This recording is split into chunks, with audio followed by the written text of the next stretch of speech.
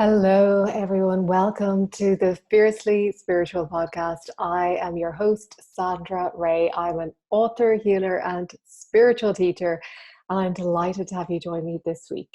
This week, we are talking about a special topic, and it's one I've been meaning to touch on for a while.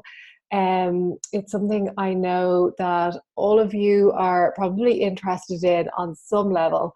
And it is, of course, healing with Archangel Raphael. So, we're going to talk a little bit about who Raphael is, learn about healing and imbalances and why things like this happen and what you can do about it, and calling on Raphael for help, for assistance in healing. So, first of all, who is Archangel Raphael? Raphael, if any of you have ever worked with his energy before, it's a beautiful healing energy. Raphael is the angel of healing and of energy, and he is such a beautiful, his color is green. So I usually see him as a green, but also like a golden kind of color comes in for me as well. I remember a dream I once had where there was an angel, and the angel was wearing all green, but the green clothes that the angel was wearing it was like almost like embroidered with this gold thread going through the clothes. And I always visualize Archangel Raphael in that way. So a very healing energy, a very nurturing energy, and particularly good to work with if you have something that you need to heal. It can be something physical, it can be something emotional, it can be spiritual, it can be something in your life that needs healing. And it doesn't have to be you, it can be somebody else. You can work with Raphael on a personal level. It can be planetary healing. Sorry, that is my phone, which I forgot to put on silent. I'll do it now. So you can work on so many levels. So what I want to bring up, though, firstly, is what is the purpose of the healing that you are asking for? So think about it for a moment. Think about something in your life that needs healing. It could be physical, it could be emotional, it could be some other area of your life. So think about what is the purpose of the healing. Now, what most of us do is say it's a physical pain. What happens when your body is in pain? What is the first thing that you do when your body is in pain? Now, for most people, they try and get rid of the pain as quickly as possible. They take painkillers. Maybe you try to ignore it. Maybe you complain about it and complain that the pain is still there. Or it could be all of the above. So normally, and it's quite a normal reaction to want to get rid of, because we don't like being in pain. We don't like feeling out of balance. We don't like feeling that way. We want to feel good. That's our natural state, to feel good. So when we're in pain, it doesn't feel good. So of course, our natural reaction is to want to get rid of it. But what I want to say to you is, before you try to get rid of the pain, instead, first of all, try and learn from it. Because really, when your body is in pain, that's your body's way of speaking to you. And if you're ignoring the pain, if you're trying to get rid of it, if you're dulling the pain with painkillers, then you're ignoring your body. You're ignoring the only way that your body has of speaking to you when something's off, when something's wrong. And instead of ignoring it, simply ask your body, what do you need? It's the same when you have a small child. If a small child is crying, instead of ignoring the child, you'll say, what's wrong? What happened? What can I do for you? And the child automatically will react to that.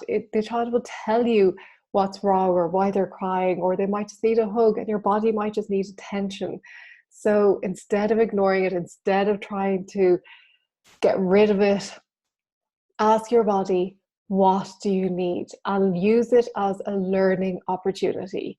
And we'll talk in a minute about how to invoke Raphael.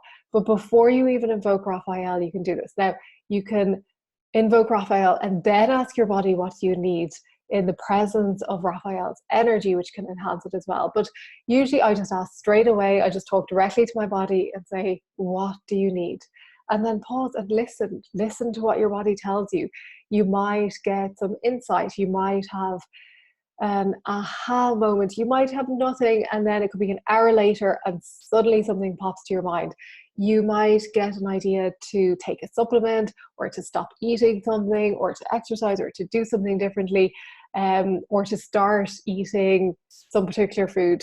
And I usually know that this is a sign, or this is my body's way of speaking to me, or my intuition, because it could be something that I haven't heard of, or I don't know what it is. I remember years ago, the word yarrow popped into my head, and when I looked it up, I think it was yarrow, I can't remember, it was a type of tea. And of course I went out and bought that and drank that, because that's obviously what I needed in that moment. So ask your body, what do you need? And listen for the answer. And you can ask in other ways. You can say, what can I do for you? How can I help you? But just ask those questions, getting curious about, okay, there's a little bit of pain. What does my body need? How can I help it? What can I do for it? Rather than trying to shut it down straight away and get rid of it. So what happens is, when you ask those questions, they're empowering questions, and you immediately go from being the victim to being empowered, because you are not trying to get rid of something. You're not in fear mode. You're not in that state. You are in a state of empowerment when you know that you can provide yourself, provide your body with something that it needs. And it could simply be rest. Maybe that's all your body needs. So when you ask these questions, your subconscious also gets to work. When you ask a question, it's going to go and look for the answer. So you can simply ask this question and let it go, and know that your subconscious is working away in the background looking for the answer, and it will come back to you with the answer when you're most open to receiving it, at the most appropriate time. So it could be that you ask the question and you might be on tenterhooks waiting for the answer, because you really, really want the answer. And if you let it go, if you go about your day, if you do whatever it is you do, you might be driving the car when you're relaxed, if you enjoy driving, and you might suddenly get an insight. Or you might be exercising or going for a walk in nature, and you might suddenly get an insight. So don't ask the question and then be having to receive the answer straight away. Be open to that answer coming when it is most appropriate in divine timing. So ask those questions. And then to invoke Raphael, it's very simple. You just call on Raphael 3 times. And the way I do it is I say, Raphael, Raphael, Raphael, thank you for being present and connecting with me now. And that's all I do. I pause then to allow the angel to come into my energy field. And then I'll talk to Raphael the same as I would to a friend. I'll say, Raphael, I'm feeling this pain, or I'm feeling a bit off, or there's this thing going on, and I need some healing, or can you bring some light into that area of my body? Or just talking and explaining, I think there's something I need to learn from this. I'm not too sure what it is. Can you help me with this? So just really chatting to Raphael the same as you would to a friend, and explaining what's going on. Well, Raphael knows anyway, but it's always good to explain from your perspective, and just chatting with Raphael and fostering that friendship, because it really is, when you start working with the angels, you find that it's like a friendship like no other, a profound friendship where they know everything about you and they have all the answers, and it's your best friend who is this angel, and all the angels who know everything about you. They know you intricately, they know you better than you do, and they know all the answers. So it's your best friend who has all the answers. So who could have a better friend than that? So when you do this, you can do it, as I said, for yourself, for your own life, but you can also do it for other people. If there's a person in your life who's suffering, if they're sick, if they're in pain, if they're in emotional turmoil, you can call on Raphael and you can say, what does this person need? What do they need to learn? What can I do for them? How can I help? And often it's just seeing that person as healed and whole and complete, and holding that vision for them, because maybe they can't hold that vision for themselves because they're not in that state of mind. So maybe you can hold that vision for them. So working with the angels in whatever capacity is needed, and helping the other people in your life, holding the vision of their health, their wholeness, of being pure and complete. And that comes back to you. Whatever you send out comes back to you. So if there's somebody that you're holding that vision for, then you enhance your own health and well-being, because it goes around and comes back to you. So I want to keep this really simple.